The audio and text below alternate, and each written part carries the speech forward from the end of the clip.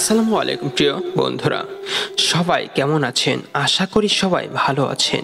যে ঘটনাটা আপনাদের মাঝে আমি শেয়ার করব সেটা আমার ইমেল থেকে পাওয়া। যেভাবে লেখা আছে আমি ঠিক সেভাবে আপনাদের কাছে শেয়ার করব। আসসালামু আলাইকুম প্রিয় হৃদয় ভাইয়া। ওয়ালাইকুম আসসালাম। কেমন আছেন? ইনশাল্লাহ আলহামদুলিল্লাহ, আল্লাহর রহমতে অনেক ভালো আছি ভাইয়া। আমি আপনার অনেক বড় একটা ফ্যান। আপনার প্রতিটি ঘটনা আমি নিয়মিতই শুনি। আপনার ভয়েসটা আমার এবং আপনার যে ঘটনাগুলো শেয়ার করা হয় সেটা আমার কাছে অনেক ভালো লাগে, মন ছুঁয়ে যায় একদম। আমি রকি। আপনার প্রতিটি ঘটনা আমার কাছে অনেক ভালো লাগে, সেজন্য আমি পড়াশোনার ফাঁকে ফাঁকে আপনার প্রতিটি ঘটনা আমি নিয়মিত শুনি। আর তাই ভাবলাম আমার জানা ভয়ঙ্কর ঘটনাটা আপনাকে শেয়ার করো আপনার ইমেইলে।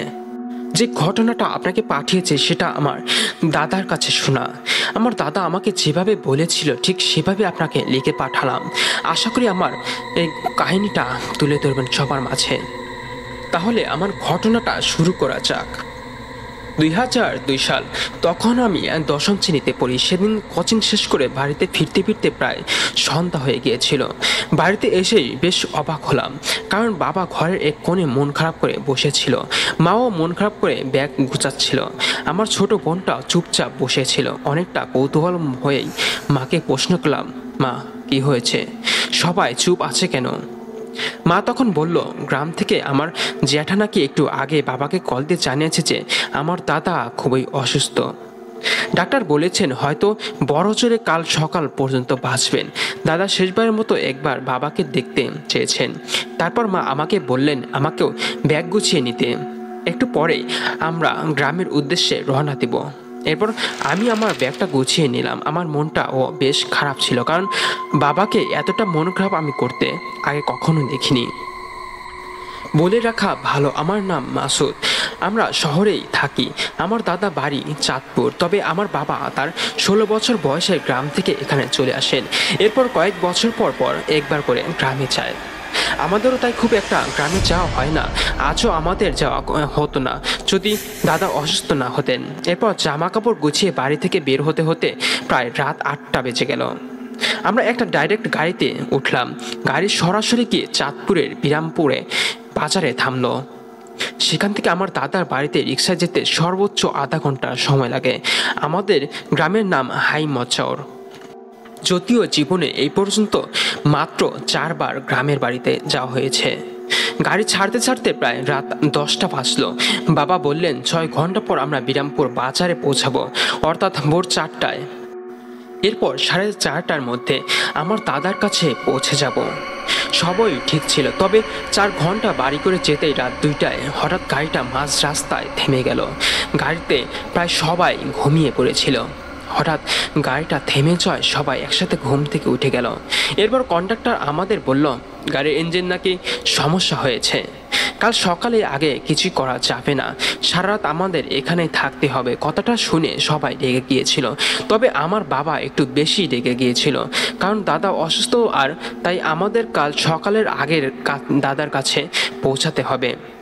এরপর কন্ডাক্টরের সাথে বাবা কিছুক্ষণ রাগারাগি করার পর বুঝতে পারলেন যে রেগে গিয়ে কোনো লাভ নেই, কারণ তাদের এখন কিছুই করার নেই। বাবা কিছুক্ষণ চুপচাপ বসে ছিলেন। এরপর কন্ডাক্টরকে প্রশ্ন করলেন, আচ্ছা রাতের মধ্যে হাইমচরে যাওয়ার কোনো কি রাস্তা আছে নাকি নেই? আমাকে সকালের আগেই পৌঁছাতে হবে। আমার বাবা খুব অসুস্থ। কন্ডাক্টর বলল যে না, আর কোনো রাস্তা নেই, আপনাকে কাল সকাল পর্যন্তই অপেক্ষা করতে হবে। বাবা আরও বেশি চিন্তিত হয়ে পড়লেন। এরপর বাসের একজন যাত্রী হঠাৎ বাবাকে বলল একটা উপায় রয়েছে সেখানে যাওয়ার। বাবা অনেকটা উত্তেজনার সাথেই বলল, কি উপায়, কিভাবে যেতে পারি, প্লিজ বলুন। এরপর লোকটা বাবাকে বলল এখান থেকে মাইল 3 দূরে হবে একটা নদী রয়েছে, নদীটির নাম বিতর্ক নদী। সেই নদী পার হলেই দাসপাড়া গ্রাম, আর দাসপাড়া গ্রাম পার হলেই বিরামপুর বাজার। সেখান থেকেই আপনি চাইলে চলে যেতে পারেন। লোকটার কথা শুনে কিছুটা স্বস্তি পেল বাবা। থাক, তাও তো একটা উপায় পাওয়া গেল। জায়গাগুলোর নাম বাবার বেশ পরিচিত মনে হচ্ছিল, হয়তো ছোটবেলায় নাম শুনেছে কিন্তু কখনো যাওয়া হয়নি তার। তবে লোকটার কথা শুনে কন্ট্রাক্টর বেশ রেগে যায়। রেগে গিয়ে কন্ট্রাক্টর বাবাকে বলল, আপনি কি পাগল হয়ে গেছেন যে এত রাত্রে বউ বাচ্চা নিয়ে ওইদিকে যাবেন? আপনার মনে ভয় বলে কি কিছু নেই? বাবা ভাবলো হয়তো সেখানে চোর ডাকাতে ভয় আছে, তাই বাবা কন্ডাক্টরকে বলল, কেন ভাই, চোর ডাকাত বেশি আছে নাকি সেখানে? মানুষ থাকলে তো চোর ডাকাত থাকবেই, এটা স্বাভাবিক বিষয়। কন্ডাক্টর তখন বলল সেটা ভূতের এলাকা, সেখানে নাকি এখনো মৃত আত্মারা ঘুরে বেড়ায়। ভূতের কথা শুনে আমি কিছুটা হেসেই ফেললাম। আমরা শহরে থাকি, তাই আমরা মোটেও প্রেতাত্মা বা অশরীরকে বিশ্বাস করি না। এরপর তাদের কথা না শুনে বাবা বললেন আমাকে যে করেই হোক রাতের মধ্যে সেখানে পৌঁছাতে হবে, কারণ আমার বাবা অসুস্থ। তবে ভূতে বিশ্বাস না করলেও গ্রামে যে চোর ডাকাত থাকতে পারে সেটা অবিশ্বাসের কিছুই নেই। তাই বাবা আমার মা আর ছোট বোনকে বলল, তোমরা গাড়িতেই থাকো, সকালে গাড়ি ঠিক করে বিরামপুরে বাজারে পৌঁছালে একটা কল করে দিও। আমি আর মাসুদ রাতেই বিতর্ক নদী দিয়ে বিরামপুরের উদ্দেশ্যে চলে যাই। সেই কথা সেই কাজ, বাবা শুধু তার মোবাইল আর কিছু টাকা আর আমাকে নিয়েই বিরামপুরের উদ্দেশ্যে রওনা দিলেন। মূল্যবান জিনিসগুলো গাড়িতে মায়ের কাছে রেখে আসলাম, কারণ গ্রামীণ রাস্তা মোটেও নিরাপদ না। এরপর আমরা পায়ে হেঁটে সামনের দিকে এগিয়ে যেতে থাকি। কিছুটা দূর যাওয়ার পরে একটা পায়ে চালিত রিক্সা ভ্যান দেখতে পেলাম। ভাবলাম যাক, কপালটা মনে হয় ভালোই। এরপর ভ্যান চালক আমাদের দেখে আমাদের দিকে এগিয়ে আসলো। এরপর আমাদের প্রশ্ন করলো, বাবুরা কই যাবেন? বাবা বললেন, এই তো এই গ্রাম দিয়ে বিতর্ক নদী পর্যন্ত যাব, ভাড়া কত নেবেন? বাবা কথা শুনে লোকটা কেমন যেন আঁতকে উঠল। এরপর অবাক দৃষ্টিতে একবার আমার দিকে আবার বাবার দিকে তাকিয়ে আমাদেরকে আর কিছু না বলে তার ভ্যানটা নিয়ে দ্রুত সেখান থেকে চলে গেল। আমি আর বাবা কিছুই বুঝলাম না, আমরা অবাক হয়ে তার চলে যাওয়া দেখেছিলাম। তার এমন করার কারণটা কিছুই মাথায় আসছিল না। এরপর বাবা আমাকে বলল, চল পায়ে হেঁটে গ্রামের ভেতর দিয়ে যেতে থাকি, কিছু না কিছুতেই পেয়েই যাব। এরপর আমরা দুজনে হাঁটতে থাকি গ্রামের রাস্তায়। তখন রাত হলে আকাশে পুরো চাঁদটা ছিল, তাই আমাদের হাঁটতে খুব একটা কষ্ট হয়নি। কিছুটা পথ হাঁটার পর হঠাৎ আমাদের দৃষ্টি গেল একটা মোটর বাইকের দিকে।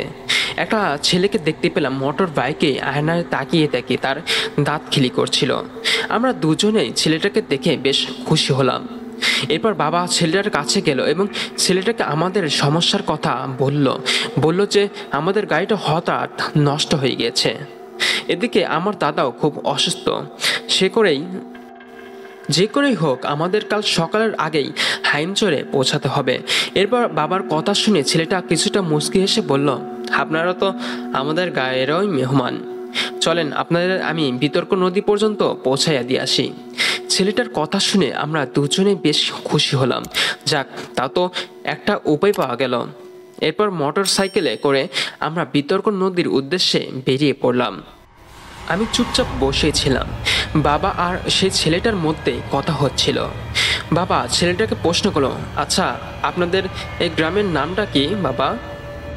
পলানপাড়া গাঁও। আচ্ছা, আপনাদের এই গ্রামের নামটা শুনে সবাই এত ভয় পায় কেন? একটা ভ্যান চালকও এখানে আসতে চাইলো না। আরে বললেন না কাকা, আমাদের এই জীবনটা গাঁওটারে মানুষরা মাইরা ফেলতেছে। আমাদের গ্রামের সব মানুষ শহরে চলে যাইতেছে, গায়ে মানুষ নাই বললেই চলে।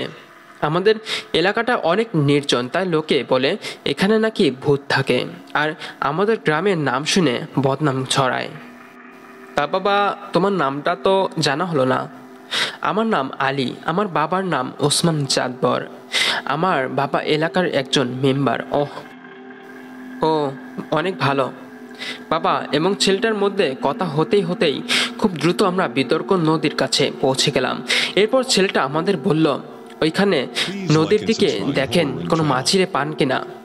আমার একটা জরুরি কাম আছে, আমি চলে যাবো, তবে সাবধানে যাবেন। এই বিতর্ক নদী আর ওই পাশের দাসপাড়া গাঁওটা খুব একটা ভালো না। এরপর ছেলেটা আমাদের ধন্যবাদ বলার পরেও সুযোগ দিল না, খুব দ্রুত বাতাসের বেগে চলে গেল সে। এরপর আমরা বিতর্ক নদীর ওপার থেকে ওপারে তাকিয়ে কেউ আছে কিনা দেখতে লাগলাম, তবে কাউকে দেখতে পেলাম না।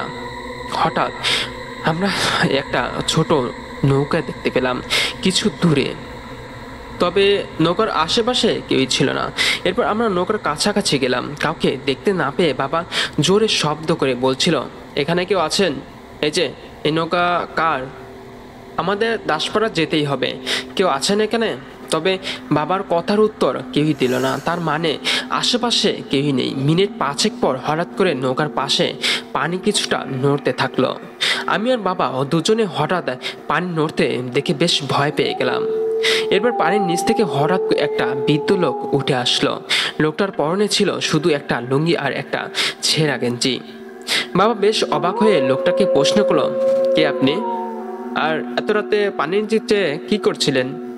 লোকটার মুখে একটা মায়া ভরা মিষ্টি হাসি লেগেছিল, তবে তার কণ্ঠটা বেশ দৃঢ় আর গম্ভীর ছিল। সে হাসি মুখে গম্ভীরভাবে উত্তর দিল যে, আমার নাম নয়ন মাঝি। সারাদিন নৌকা চালাইয়া হয়রান হইয়া গিয়েছিলাম, তাই একটু পানির নিচে ডুব দিয়েছিলাম। তো এত রাতে আপনারা এখানে কি করেন? কই যাবেন? আসলে আমাকে সকাল হওয়ার আগেই হাইমচরে পৌঁছাতে হবে। আমার বাবা খুবই অসুস্থ। সে শেষবারের মতো একবার আমাকে দেখতে চেয়েছেন। আপনি আমাদের দাসপাড়া পর্যন্ত দয়া করে একটু দিয়ে আসুন। বিতর্ক নদী পার হইলে তো দাসপাড়া গা, এত রাতে ওইখানে যাওয়া কি ঠিক হবে? গ্রামটা তেমন ভালো না, কিন্তু সেটা আমরা দেখে নেব। আপনি দয়া করে আমাদের নিয়ে চলুন। এত রাত্রে আমি নৌকা চালাই না। তো আপনার বাবা যখন অসুস্থ তখন আমি বাধ্য হয়ে যাইতেছি। নৌকায় উঠে পড়েন। এরপর আমি আর বাবা দুজনেই নৌকায় উঠে পড়ি। এরপর নয়নমাঝি দাসপাড়ার উদ্দেশ্যে রওনা দিল। তবে নয়নমাঝিকে দেখে কেন জানি আমার বেশ ভয় করছিল। তার একটা ব্যাপার আমি ঠিক বুঝলাম না। সে একটু আগেই পানির নিচে ছিল, এরপর সে তার জামা কাপড় পাল্টায়নি, কিন্তু এখন তার জামা দেখে মনে হচ্ছে একদম শুকনা। কিন্তু এটা কিভাবে সম্ভব? ব্যাপারটা বাবা লক্ষ্য করেনি, তাই সে স্বাভাবিকই ছিল।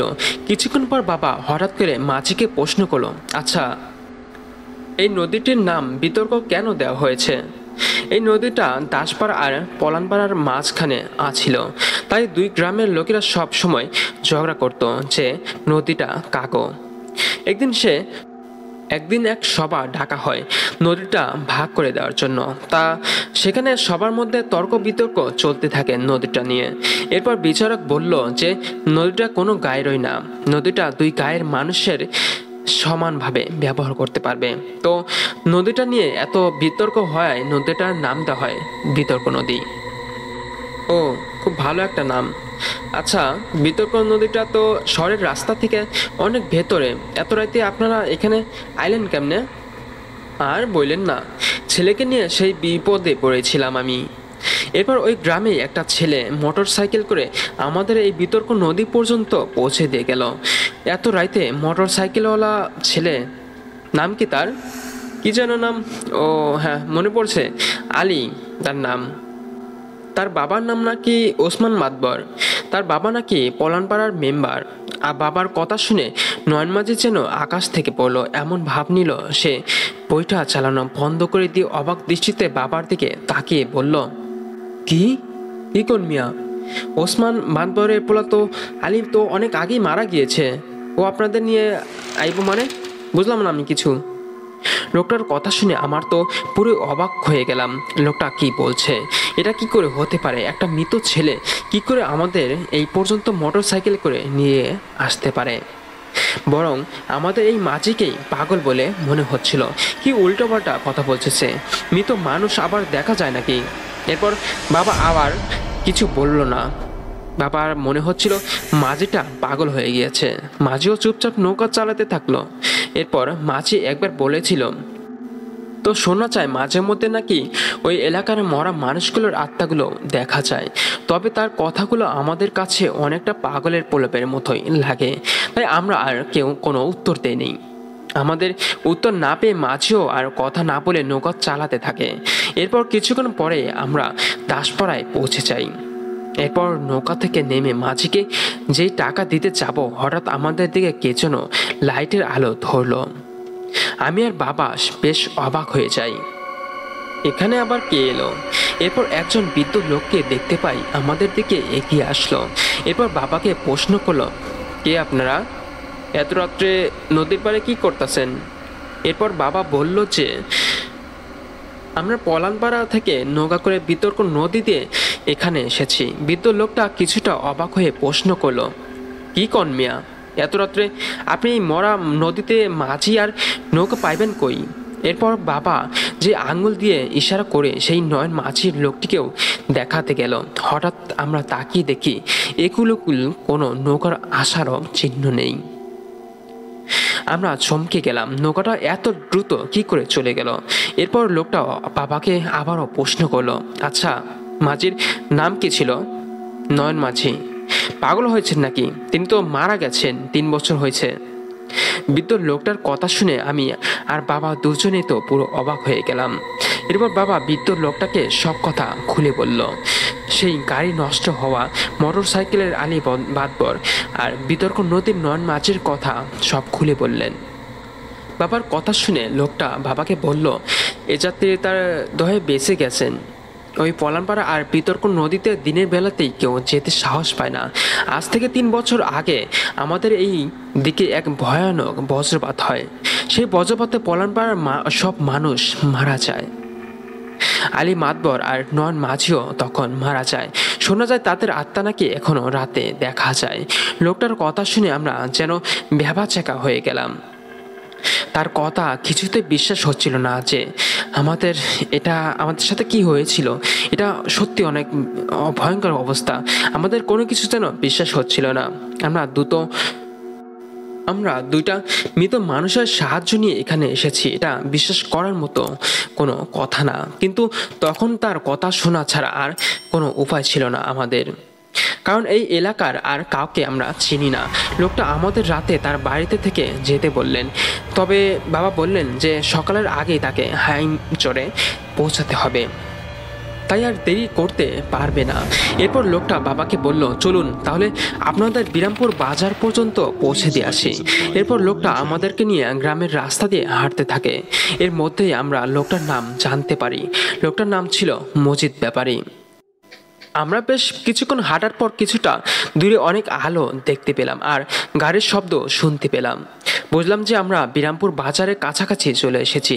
এরপর লোকটা বলল, সামনেই বিরামপুর বাজার, আপনারা চলে যান, তাহলে আমাকে বাড়ি ফিরতে হবে। এরপর লোকটার কাছ থেকে বিদায় নিয়ে আমরা সামনের দিকে চলতে লাগলাম। বাবা আর পিছনে না তাকিয়ে চলতে লাগলো। আমি বৃদ্ধ লোকটাকে আর একবার দেখার জন্য সেই পিছনে তাকলাম। হঠাৎ আমার মনে হলো যে লোকটা বাতাসে মিলিয়ে গেল। কিন্তু একটা লোক কিভাবে বাতাসে মিলিয়ে যেতে পারে? ভাবলাম হয়তো আমার দেখার ভুল ছিল। এরপর আমরা বিরামপুর বাজারে পৌঁছালাম। আমাদের মনে হচ্ছিল হয়তো ওই গ্রামের সব লোকগুলোই পাগল। কি অদ্ভুত কথা বলছিল। বাজারে রিক্সা পেতে আমাদের কষ্ট হলো না। এরপর আমরা একটা রিক্সা নিয়ে হাইমচরের উদ্দেশ্যে রওনা দিলাম। এর মধ্যে আম্মু কল করে জানিয়েছে যে আমাদের সেই বাসটা ঠিক হয়েছে, আর 2 ঘন্টা পরে আমরা তার বিরামপুরে পৌঁছে যাব। এরপর অবশেষে আমরা হাইমচরে পৌঁছালাম। বাবা খুব টেনশনে ছিলেন, কারণ তিনি জানেন না যে দাদা কি অসহায় আছেন, বেঁচে আছেন নাকি মারা গেছেন। এরপর আমরা দুজনে বেশ ভয়ে ভয়ে দাদার বাড়িতে ঢুকলাম। তবে ঢুকে যা দেখলাম আমরা পুরোই অবাক হয়ে গেলাম।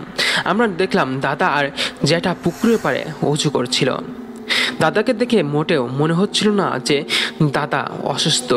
দাদা হঠাৎ করে বাবাকে দেখে বেশ খুশি হলেন, দৌড়ে এসে বাবাকে জড়িয়ে ধরল, বলতে লাগলো, কেমন আছিস রে বাবা? এরপর জ্যাঠাও অনেক খুশি হলো। জ্যাঠা বাবাকে প্রশ্ন করলো, কিরে হঠাৎ কিভাবে তোর গ্রামের কথা মনে পড়লো? জ্যাঠার কথা শুনে বাবা বেশ অবাক হয়ে গেলেন। বাবা বলল, তুই তো আমায় কল করে দিয়ে বললি যে বাবা নাকি অসুস্থ, শেষবারের মতো একবার আমাকে দেখতে চায়। বাবার কথা শুনে জ্যাঠা আর দাদা দুজনেই বেশ অবাক হয়ে যায়। জ্যাঠা অবাক হয়ে বাবাকে বলে, তুই কি মজা করছিস? আমি আবার তোকে কবে কল দিলাম? জ্যাঠার কথা শুনে বাবা আরও বেশি অবাক হয়ে গেল। এরপর নিজের মোবাইল বের করে সেই জ্যাঠাকে দেখাতে গেল যে গতকাল বিকেলে জ্যাঠা কল দিয়েছিল। বাবা আরও বেশি অবাক হলো, কারণ বাবার মোবাইলে দেখা ছিল গতকাল বিকেলে কোনো নাম্বার থেকে কলই আসেনি। বাবা পুরোই অবাক হয়ে গেল। আমিও কিছুই বুঝতে পারছিলাম না। এরপর দাদা প্রশ্ন করলো যে আমার আম্মু ছোট বোন কোথায়? এরপর বাবা সব ঘটনা দাদাকে আর জ্যাঠাকে খুলে বলল। মোবাইলে আসা কল থেকে এই পর্যন্ত পলানপাড়া, বিতর্ক নদী, দাসপাড়া, আলী মাতবর, নয়ন মাঝি, মজিদ ব্যাপারী সহ সবার কথা তাদের বলল। জেঠা আর দাদা বাবার এই কথাগুলো শুনে দরুদ পড়া শুরু করে দিলেন আর আমাদের ফু দিতে লাগলেন। এরপর দাদা যা বললেন, আল্লাহ তোদের বাঁচিয়ে এনেছে, না হলে রাতেই কেউ গ্রামে ঢুকলে আর বেঁচে ফিরতে পারে না। আজ থেকে 3 বছর আগে একটা বিশাল ঝড় হয় এবং প্রচুর বজ্রপাত হয়। সেই বজ্রপাতে পলানপাড়া এবং দাসপাড়ার সব মানুষ মারা যায়। সেখানে কেউ আর বেঁচে নেই। আলী, বাদবর, নয়নমাছি ও মজিদ ব্যাপারীও তাদের পুরো পরিবার নিয়ে মারা যায়। এরপর থেকে গ্রাম দুইটা অভিশপ্ত হয়ে যায় এবং সেই বজ্রপাতে যাওয়া মারা গেছে তাদের আত্মাগুলো রাতে যেখানে সেখানে ঘুরে বেড়ায়। দাদার কথা শুনে তো আমরা আরও বেশি অবাক হয়ে গেলাম। তার মানে আমরা গত রাতে পুরোটা মৃত গ্রামে মৃত মানুষগুলোর সাথে কাটিয়েছি। পলানপাড়ার মোটর সাইকেলের সেই আলী, মাতবর, বিতর্ক নদীর মাঝি এবং এরপর থেকে গ্রাম দুইটা অধিশপ্ত হয়ে যায় এবং সেই বজ্রপাতে যারা মারা গেছে তাদের আত্মাগুলো সেই রাতে যেখানে সেখানে ঘুরে বেড়ায়। দাদার কথা শুনে তো আমরা আরো বেশি অবাক হয়ে গেলাম। তার মানে আমরা গত রাত পুরোটা মৃত গ্রামে মৃত মানুষগুলোর সাথে কাটিয়েছি। পলানপাড়ার মোটর সাইকেলে সেই আলী, মাতবর, বিতর্ক নদীর নয়ন মাঝি এবং এরপর সেই মসজিদ ব্যাপারেও প্রেতাত্মা ছিল। আমি আর বাবা একে অপরের দিকে তাকাচ্ছিলাম আর সেই সকল মুহূর্ত মানুষগুলো আর তাদের চেহারার কথা মনে করতেই ভয় আমার শরীর শিউরে উঠেছিল। এরপর দাদা আর জ্যাঠা আমাদের ঘরে নিয়ে গেলেন। আমরা স্বাভাবিক হওয়ার চেষ্টা করেছিলাম কিন্তু কিছুতেই পারছিলাম না। এরপরেই আমার আম্মু এবং ছোট বোনও গ্রামে পৌঁছালো। তাদের কোনো সমস্যা হয়নি। এরপর সারা দিনটা আমাদের স্বাভাবিকভাবে কাটলো। রাতে ঘুমিয়ে পড়লাম। পরের দিন সকালবেলা ঘুম থেকে উঠেই কান্নার শব্দ পেলাম। এরপর জানতে পারলাম যে হঠাৎ আজ রাতে আমার দাদা মারা গেছেন। স্বাভাবিকভাবেই তার মৃত্যু হয়েছে, কিন্তু তার মৃত্যুর একদিন আগে সেই পিছাস গ্রামের আহ্বানে কেন আমরা সেই ছুটে যে এলাম এর উত্তরটা আমাদের কাছে রহস্যই থেকে গেল। কেনই বা বাবার নাম্বারের অদৃশ্য কল এসেছিল, কেন বা গাড়িটা সেখানে নষ্ট হয়েছিল, তার উত্তরটাও আমাদের কাছে রহস্যই থেকে গেল। পলানপাড়া, বিতর্ক নদী, দাসপাড়া গ্রাম এইগুলোই আমাদের কাছে আরো বড় রহস্য হয়ে থাকলো। সেই একটা রাত পুরোটাই আমাদের কাছে একটা বড় রহস্য। তবে রহস্যর কোনো সমাপ্তি বা উত্তর পাওয়া যায়নি। তো বন্ধুরা, রকি ভাইয়ের এই ঘটনাটা আপনাদের কাছে কেমন লেগেছে তা অবশ্যই আমার কমেন্ট বক্সে জানাবেন। আর আমার কাছেও একটা জিনিস ভালো লেগেছে যে রকি ভাই আমার ঘটনাগুলো নিয়মিতই শোনে আর তার মন মতো থেকেই, মনের আবেগ থেকে এবং মন মতো তার ঘটনাগুলো কালেক্ট করে আমাকে ইমেল করে পাঠিয়েছে। পরবর্তী যদি রকি ভাই কোনো ঘটনা আমাকে পাঠায় তাহলে অবশ্যই আপনাদের মাঝে আমি শেয়ার করব। তাহলে আমরা চলে যাব পরবর্তী ঘটনায়। যেভাবে লেখা আছে আমি ঠিক সেভাবেই পড়ছি। শিলিগুড়ি থেকে জলপাইগুড়ি যাওয়ার রাস্তায় একটি জনপ্রিয় নিরামিষভোজী হোটেল ছিল। শিলিগুড়ি থেকে জলপাইগুড়ি গ্রামে অনেক গাড়ি এখানে দাঁড়িয়ে খাবার খেত। এই হোটেলটির নাম ছিল হোটেল অনুচা। এই প্রসঙ্গে আপনাকে বলে রাখি, এই হোটেলটি কোনো বড় হোটেল নয় এবং এই হোটেলটিকে অনেক ধাবা টাইপের বলা যায়। হোটেল চালাতো সুরেশ ও অনুচার নামের 2 স্বামী স্ত্রী। একদিন এলাকার সুপরিচিত ব্যক্তি ভম্বল সর্দার তাদের হোটেলে আসেন। তিনি বলেন, বা সুরেশ, খাবারের গন্ধ তো ভালোই পাওয়া যাচ্ছে, আমার জন্য 1 প্লেট সাজিয়ে নিয়ে এসো। এটি বলে তিনি হাত ধুতে গেলেন এবং হঠাৎ তিনি চিৎকার করে উঠলেন, আর রক্ত রক্ত, এত রক্ত কোথা থেকে আসলো? আমার হাতে এত রক্ত লেগে গেল কিভাবে? জল নিয়ে এসো, তাড়াতাড়ি জল নিয়ে এসো। চিৎকার শুনে অনুজা ভেতর থেকে জল নিয়ে আসলো। সর্দারজি, কোথায় রক্ত?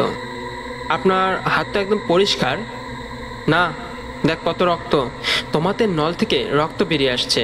সর্দারজি, আপনি হয়তো স্বপ্ন দেখেছেন। না না, কোনো স্বপ্ন নয়, এই যে দেখ কত রক্ত লেগে রয়েছে আমার হাতে। এই বলে তিনি তার হাত অনুজাকে দেখাতে লাগলেন। ছাড়ুন এসব কথা, বলুন আপনি কি খেতে চান? রুটি আর তরকারি দিয়ে দাও, আর লস্যি দিয়ে দাও, আর হ্যাঁ, 1 গ্লাস গরম জল আনতে ভুলো না কিন্তু, হ্যাঁ। এরপর অনুজা খাবার নিয়ে আসলে সে সর্দারকে টেবিলে বসতে বলে। সর্দার টেবিলে বসে খাবার খাওয়ার জন্য প্রস্তুত হচ্ছে।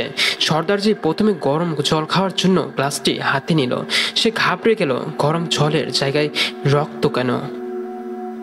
সে বাকি খাবারগুলোর দিকেই তাকিয়ে দেখল নিরামিষের জায়গা আমিষ খাবার এবং সবগুলিতে রক্ত আর রক্ত।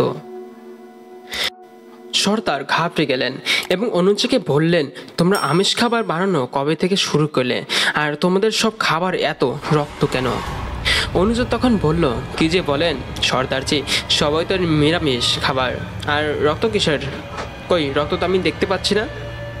আপনার আজ হয়তো কিছু হয়েছে, আপনি সব জায়গায় রক্ত দেখছেন কেন, এর কারণ কি? সর্দারজি এবার আরো ঘাবড়ে গেলেন, কি ব্যাপার, সবকিছুতে তো রক্ত দেখছে কেন?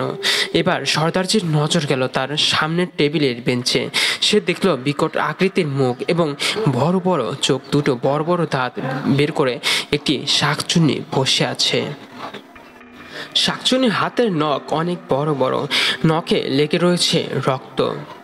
শাকচুন্নিটি তার আঙ্গুরগুলি জিভা দিয়ে চেটে চেটে রক্ত পরিষ্কার করছে। এই দৃশ্যটা দেখার পর সর্দারজি নিজের অজান্তেই ভয়ে চেঁচিয়ে উঠলেন, আরে বাপরে, এ কি ভয়ানক কাণ্ড!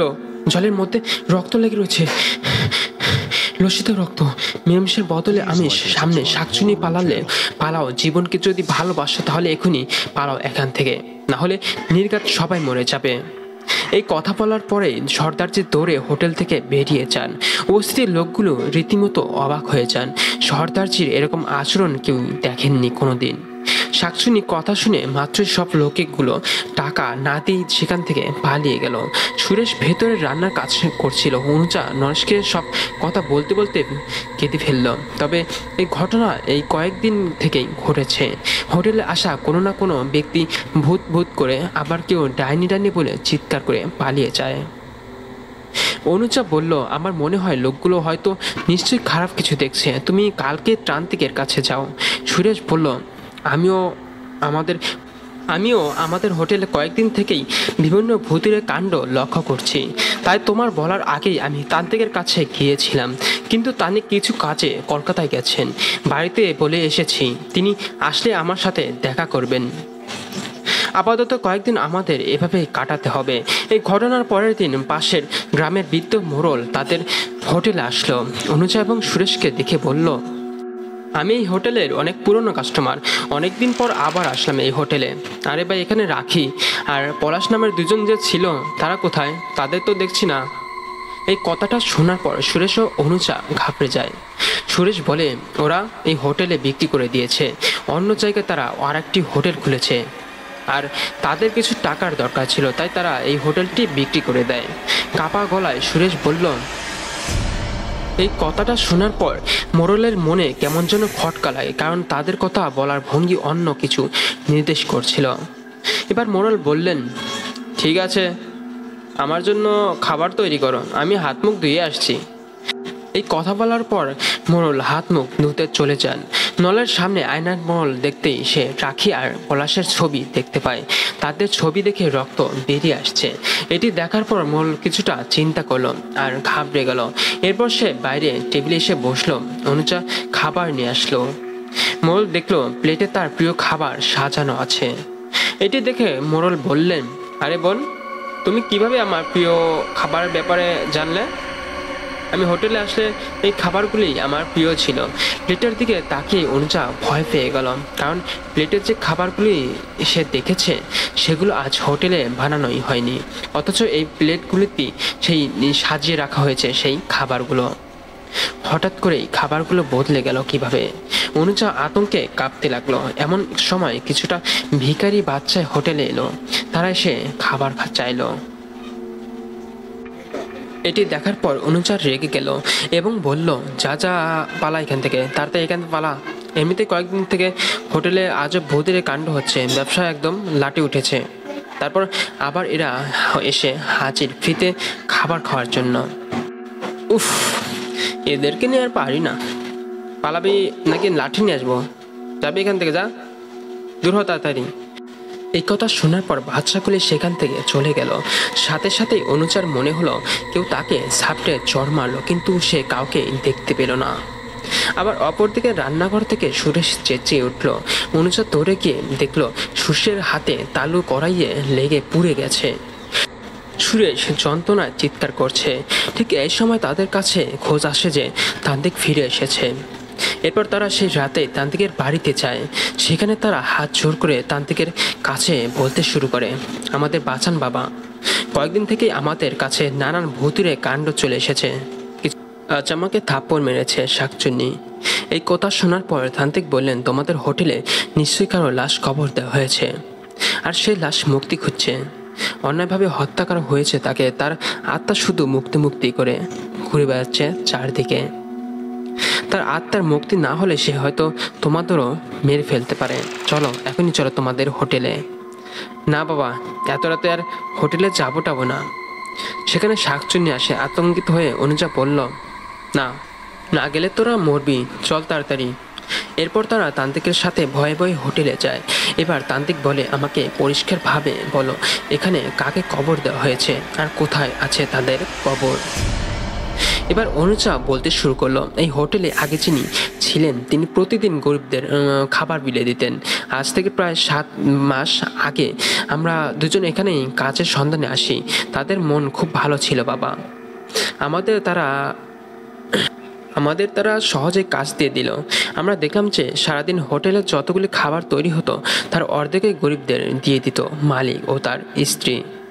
কিন্তু এর ফলে হোটেলের লোকসান হতো, তাই আমরা চুপি চুপি খাবারে বাসি খাবার মিশিয়ে দিতাম, যার ফলে একদিন সেই খাবার খেয়ে গরিব বাচ্চারা অসুস্থ হয়ে যায়।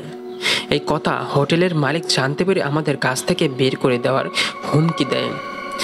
এতে আমরা রেগে যাই। আবার এই সময় এই পুরো হোটেলটিকে পাওয়ার ইচ্ছা আমাদের পেয়ে বসে, কারণ সারাদিন হোটেলে অনেক কাস্টমার আসেন। তাই আমরা একদিন হোটেলের মালিক ও তার স্ত্রীর খাবারে কৌশলে বিষ মিশিয়ে দিই। এরপর তারা সেই রাতেই মারা যায়। আমরা তাদের লাশ এই হোটেলের পেছনে কবর দিয়ে দিই, আর আমরা রটিয়ে দিই যে আমাদের এই হোটেলটি বিক্রি করে দিয়ে হোটেলের মালিক অন্যত্র চলে গেছেন। মানুষ সেটি বিশ্বাস করে ফেলে, কিন্তু বাবা তাদের আত্মা আমাদের পিছনে পড়েছে, আমাদের রক্ষা করুন প্লিজ, আমাদের যেভাবে বাঁচান। এই কথা শোনার পর তান্ত্রিক অনেক জোরে জোরে হেসে উঠলেন এবং বললেন, আরে মূর্খ, এই হোটেল আমার মামার। প্রথম থেকে তোদের আমার অনেক সন্দেহ হচ্ছিল। আমার মামা বেপত্তা হয়ে গেল আর হোটেলে তোরা, তাই তোদের মুখ থেকে আসল ঘটনা শোনার ইচ্ছে ছিল আমার। হা হা, তোদের পিছনে দেখ কারা দাঁড়িয়ে আছে। সুরেশ আর অনুজা পিছন ফিরে দেখলো পুলিশ আর কয়েকজন মানুষ দাঁড়িয়ে আছে। পরেশ আর অনুজা এই অন্ধকার লক্ষ্যই করেনি যে কখন এই লোকগুলো তাদের পিছনে এসে দাঁড়িয়েছে। এরপর পুলিশ তাদের ধরে নিয়ে যায়। আদালতের রায়ে তাদের দুজনের মৃত্যুদণ্ড কার্যকর হয়। এরপর সেই অনুজা হোটেল চিরকালের জন্য বন্ধ করে দেওয়া হয়। শোনা যায় যে এই হোটেল বন্ধ থাকা সত্ত্বেও কোনো এক অজানা শক্তি প্রতিদিন সেই হোটেলে রান্না করে। এরপর সেই রান্না করা খাবারগুলি গরিব মানুষেরা হোটেলে এসে খেয়ে যেতেন। কে এই খাবার রান্না করে তা দেখার জন্য অনেকেই সেখানে যান, কিন্তু কেউই দেখতে পায় না। অনেকেই আবার দেখতে চান চুলায় আগুন জ্বলছে, তার উপর কড়াইয়ে তরকারি রান্না হচ্ছে, তাওতে রুটি নিচে থেকেই উল্টে যাচ্ছে। এরকম ভুতুড়ে কাণ্ড থেকে তারা পালিয়ে এসেছিলেন। এরপর আর কেউই সেখানে যাওয়ার সাহস করেননি। এখনও নাকি সেখান থেকে গরিবদের খাবার বিতরণ করে কোনো এক অজানা শক্তি। কেউ জানে না এই খাবার বিতরণটা করেটাকে। তো বন্ধুরা, আমার ঘটনাটা কেমন লেগেছে তা অবশ্যই আমার কমেন্ট বক্সে জানাবেন, কারণ আপনার প্রতিটি কমেন্ট আমাকে নতুন নতুন ভয়ঙ্কর ঘটনা বলতে উৎসাহিত করবে। আর আপনিও যদি আমার চ্যানেলে নতুন হয়ে থাকেন তাহলে অবশ্যই আমার চ্যানেলটি সাবস্ক্রাইব করে সবসময় সবার আগে আমার ভিডিওগুলো পেয়ে যাবেন।